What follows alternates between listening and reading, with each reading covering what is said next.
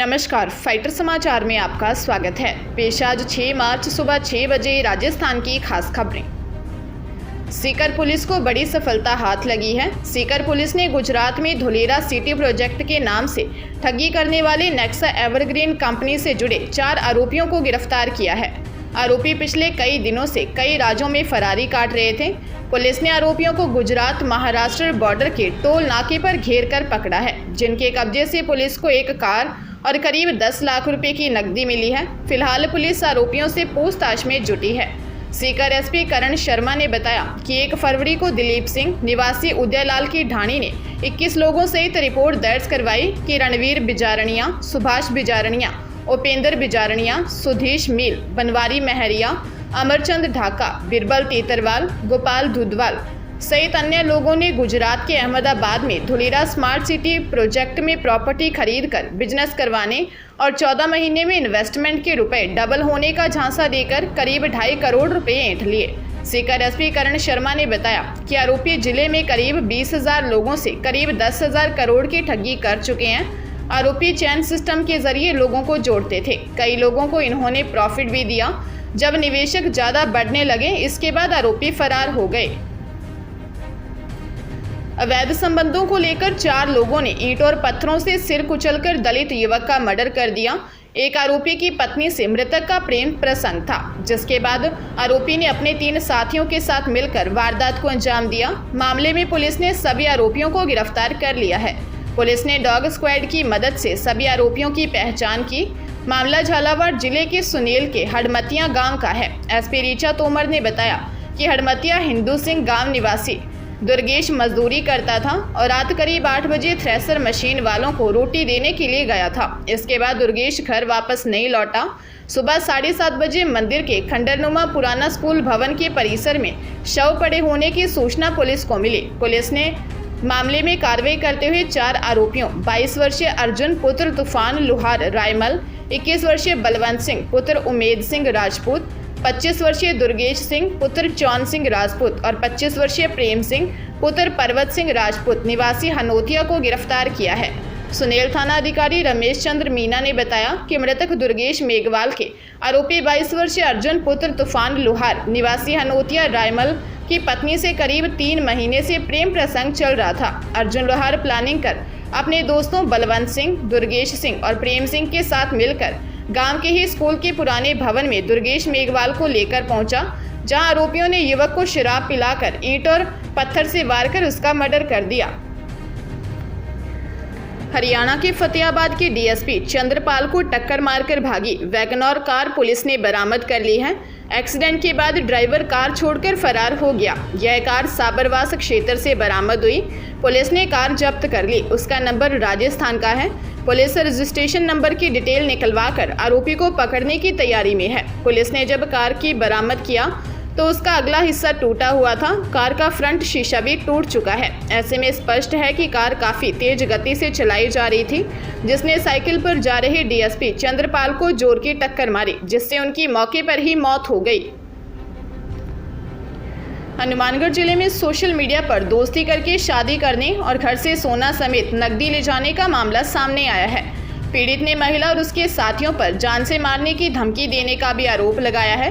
Court के आदेश पर गोगामेड़ी थाना पुलिस ने मुकदमा दर्ज कर जांच शुरू कर दी है। थाना प्रभारी अजय कुमार ने बताया कि धोलूराम पुत्र पालाराम मेघवाल निवासी खचवाना ने इस्तगासे में बताया कि रेणु मेघवाल निवासी पहड़ीपुर जिला झज्जर, नवीन नायक निवासी गांव मंगाली जिला हिसार और सुखविंदर निवासी बलौटा तहसील बेर जिला झज्जर ने मिलकर धोखाधड़ी की। उसके सोशल मीडिया के जरिए रेणु से पहचान हुई और फिर दोनों बातचीत करने लग गए। रेणु ने कई बार उसकी मां और भाई से भी बात की।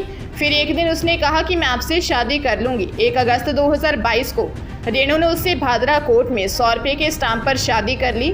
रेणु पर शक हुआ तो उसने घर में सामान संभाला। इस दौरान घर से 2 तोला सोने के जेवरात, सोने की चेन और कानों की बाली गायब थी। इसके अलावा 5,000 रुपये की नकदी भी गायब थी।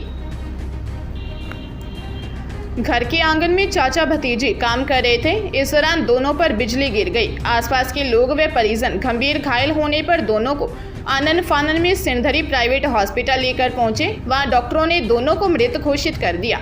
घटना बाड़मेर जिले के सिणधरी कस्बे के महादेव नगर अरनियाली की है। जानकारी मिलने पर पुलिस हॉस्पिटल पहुंची। उससे पहले परिजन दोनों के शव को घर लेकर पहुंच गए। सिणधरी थाना अधिकारी सुरेंद्र कुमार के मुताबिक बिजली गिरने से चाचा 22 वर्षीय खिराजराम पुत्र भंवराराम और 5 साल की भतीजी कुमारी लक्ष्मी पुत्री बीजाराम निवासी महादेव नगर अरनियाली की मौत हो गई।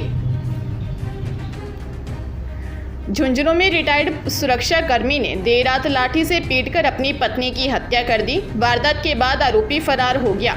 आरोपी की शादीशुदा बेटी ने कोतवाली थाने पहुंचकर पिता और परिवार के अन्य लोगों के खिलाफ शिकायत दर्ज करवाई। बेटी का कहना है कि उसे मां के लिए न्याय चाहिए। जब तक सभी आरोपी गिरफ्तार नहीं होंगे वह मां की बॉडी नहीं उठाएगी। कोतवाली थाने में देर रात रिपोर्ट देकर रिटायर्ड सुरक्षाकर्मी विजेंद्र सिंह की बेटी रिया ने कहा कि पापा रोज मम्मी को पीटते थे, उन्होंने मां को मार ही डाला। रिया ने पिता के भाई, भाभियों, बुआ, फूफा और रिश्तेदारों के बेटों का नाम भी शिकायत में लिखाया है।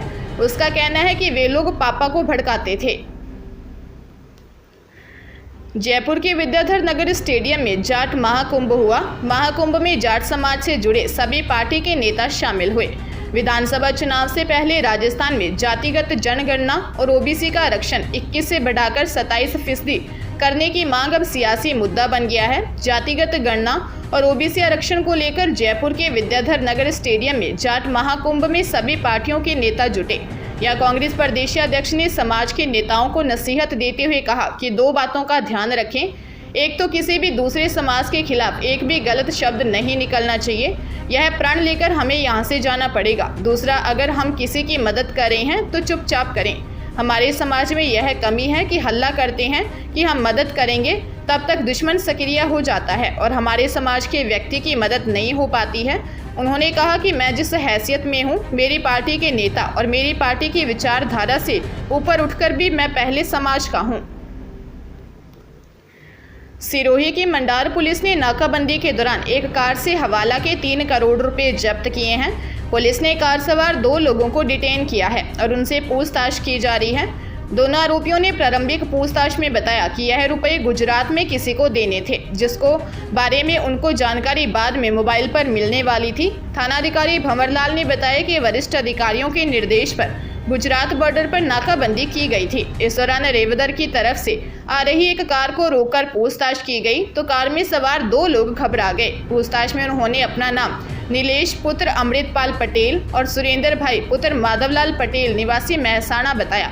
युवकों पर शक हुआ तो उनको कार से नीचे उतारा और कार की तलाशी ली तो अंदर सीट के नीचे और डिग्गी में पॉलीथीन में छुपाकर 500 के नोटों की गड्डियां रखी थी। प्रारंभिक पूछताछ में युवकों ने बताया कि वह रामदेवरा से जोधपुर होते हुए महसाणा लौट रहे थे।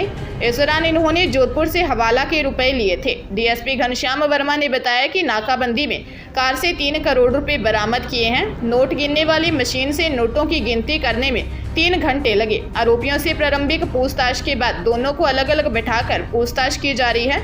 दोनों युवकों ने प्रारंभिक पूछताछ में पुलिस को बताया कि उन्हें नोट गुजरात में किसके हवाले करने थे। इसकी जानकारी बाद में उनके मोबाइल पर मिलने वाली थी। भरतपुर के कामा थाना इलाके के धिलावटी गांव में सांड ने 3 लोगों पर हमला कर दिया। घटना में एक व्यक्ति की मौत हो गई और 2 लोग घायल हैं। ग्रामीणों ने सांड के आतंक की शिकायत प्रशासन से भी की, लेकिन कोई सुनवाई नहीं हुई। इसके बाद रविवार सुबह खुद सैकड़ों ग्रामीणों ने इकट्ठे होकर सांड को पकड़ा और प्रशासन के खिलाफ रोष जताते हुए रोड जाम कर दिया। घटना शाम की है। धिलावटी गांव के राधा कृष्ण खेत पर फसल काट रहा था, तभी अचानक से पीछे से आए एक सांड ने उसे उठाकर पटक दिया, जिससे वह गंभीर रूप से घायल हो गया।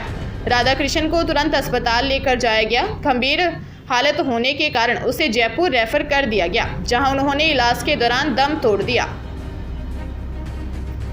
सीकर के उद्योगनगर थाना इलाके में कपड़ा व्यापारी के साथ ठगी का मामला सामने आया है।